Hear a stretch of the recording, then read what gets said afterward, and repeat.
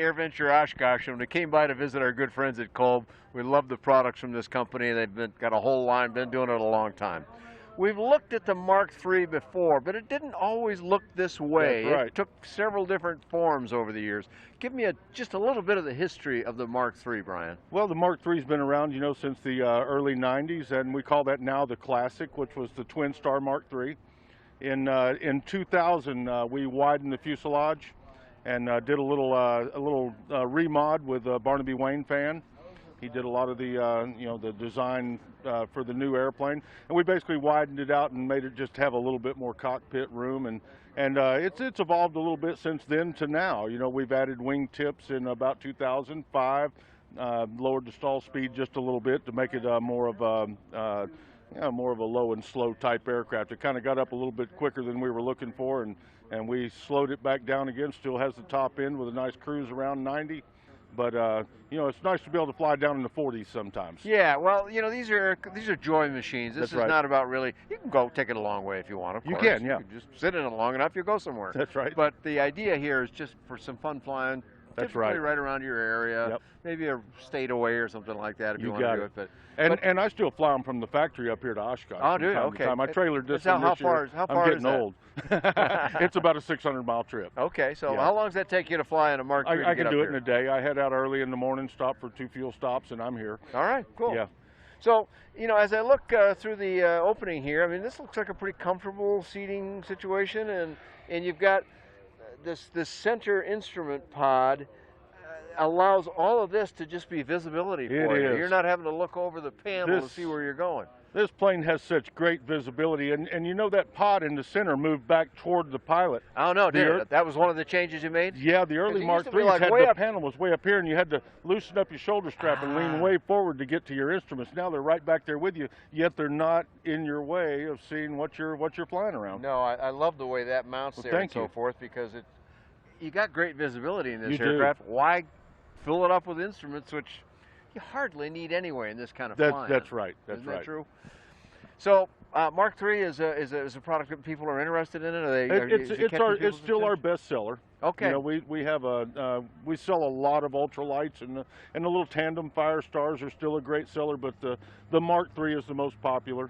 Okay, because people like the side-by-side seating. They do, yeah. And you know, so many people fly airplanes solo that I kind of wonder why they bother with a second seat. But once in a while, when you need one, That's well, right. you got it here, or you can put stuff in it. And the majority, again, right here, same thing. Most people just fly them solo. They every once in a while take a passenger, but you know, with 100 horsepower behind you in that 912S, it's a rocket ship by Yes, yourself. I'm guessing. So tell me a little bit about its flight characteristics. You talked about the cruise speed on it. Give me a couple of the other numbers.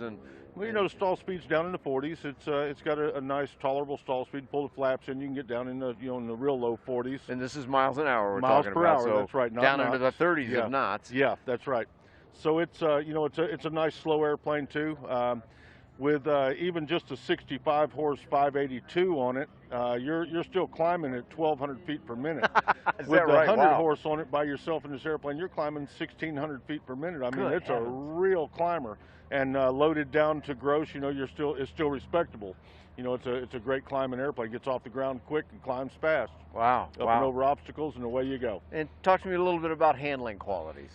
You know, the stick has a little more pressure than what you're used to in your 172. You know, the 172's got a nice light stick. You know, it's got a little more pressure to it. But the reason that pressure's there, because we have a lot of ailerons. So when you get down into those slower speeds, you have a lot of You still got a lot of power. You have a lot of control. And so at higher speeds, that's going to translate to a little more pressure. To a little more pressure on the stick. Yep. Got it. Okay.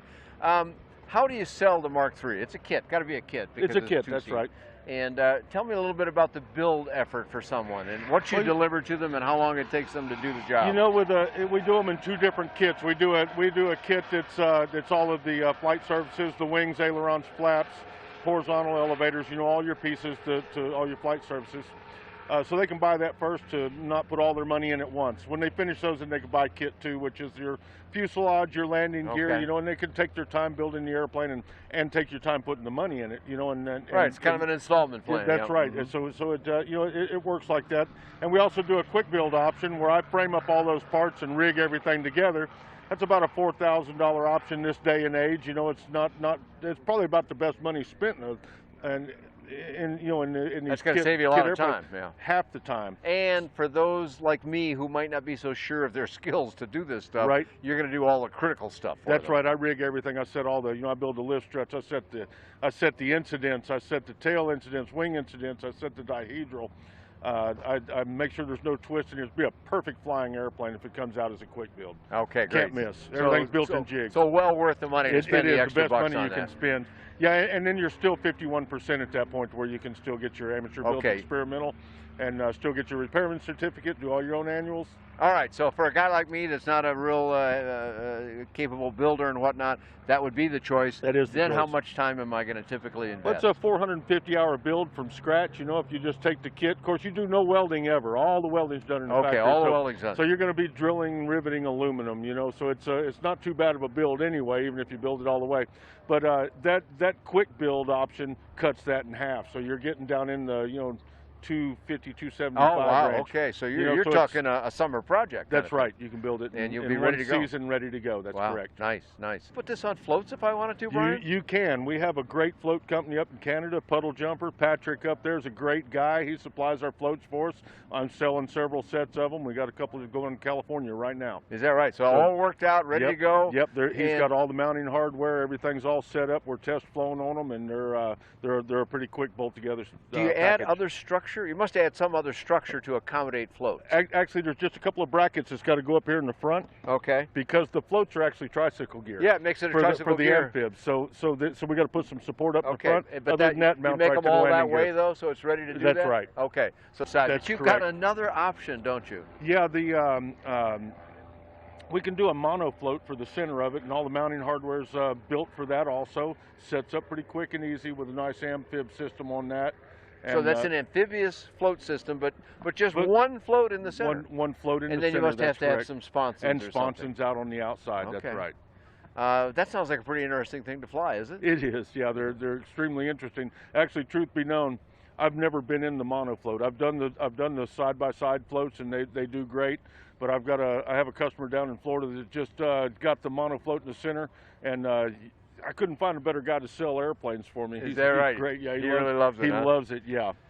Well, yeah. So the full Lotus is a great option for that, and we use the Lotus floats in all of their hardware. Beautiful. Yeah, actually. So, okay. So let's talk a little bit about what the delivery time is. If I said, I got to have one of these or one of your other aircraft, I imagine they're all kind of similar in their times, yep. Are they? They are. And how long would it take me to get one if I said, here's the deposit, whatever you're asking?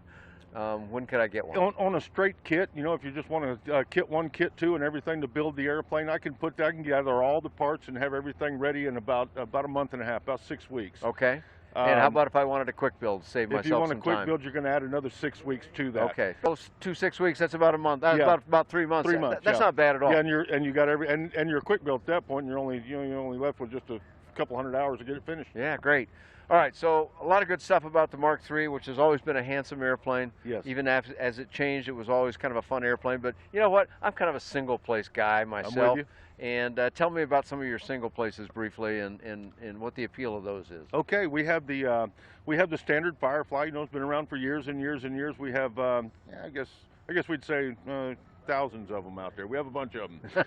I'd have to add them up right quick. There's a bunch of them out there. A whole bunch of them out there. There's a lot of them out there. For many years, Kolb has been a reliable and source. so that's a little tail dragger, and they're 100% 103 legal. So beautiful. They fall into the category with a 40-horse engine on them. So that means you can make it for somebody if they want it. I can build it complete. That's right. And make it ready Just to fly. deliver it to them, ready to go. Yep. No pilot license, no registration, no medical. Yep. And the expert builds it for you. That's fact. I don't know what's wrong with that picture. No, Nothing that's that good. I can see. And we can put one of those out in about 3 months. And you like making those? I love building those. That's my favorite one to build. Is that right? Yeah. So cool. So there you go. For folks that say, well, okay, maybe you can do it on a trike or powered parachute, but you can't make a 3-axis airplane that'll meet 103. I still hear that, and that's just nonsense, isn't it? Yeah, you can. Yeah, these are absolutely legal weight, a little all the rest airplane, of the legal numbers. weight. Everything works out perfect, and they fly like a real airplane. Great stuff. Yep. For most people, that means wheels. Can you do the Part 103 on floats? You get an extra weight allowance, so can you make that work? Yeah, you get an extra 60 pounds, and there's floats out there in that category, and we have one we've been flying out at Eagle Lake down in Lakeland, Florida for the past, I guess we built that plane in 2008. Oh, wow. Just took it off of floats and sold it, but we flew it for years there, and it was a 100% ultralight legal with the floats on it. We use the Czech floats, aluminum. I have all the mounting hardware and, Okay, and great. everything to put those floats on with too. And that's that plane come in 20 pounds under the ultralight weight category, Great so stuff. it can be done with a 40 horse. So not only can you confront that concern that I had with people that said you can't have a 3-axis airplane that meets 103, you can give them a float plane Put it on that floats, meets that's part right. 103. That's so correct. There you go. That's just a lot of fun, I'm sure. And folding wings as well. So Every model. Yeah, every model folds up quick and easy. I mean, what a package there. Yep. Floats, folding wings, fully built, ready to go, no license needed, some training needed, Training no needed, license yeah. needed, and otherwise you're ready to go, just go have a big smile on your face. That's right. All the time. And as usual, we really appreciate you. You know more about these planes than I do. Well, I don't know about that. In fact, I doubt that, but I've known them for a long time, You and I've have. loved them for a long time. And I think I've flown just about every I know airplane you in the have. category. And, Yeah. and they're all good stuff. Brian Melbourne, tell us where we go on the web to find Kolb Aircraft. KOLB, KolbAircraft.com. Can't hardly miss that. Nope. And you should know that name after all these years.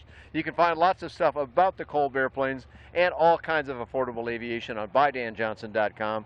Thanks for joining Brian and myself here at EAA AirVenture Oshkosh.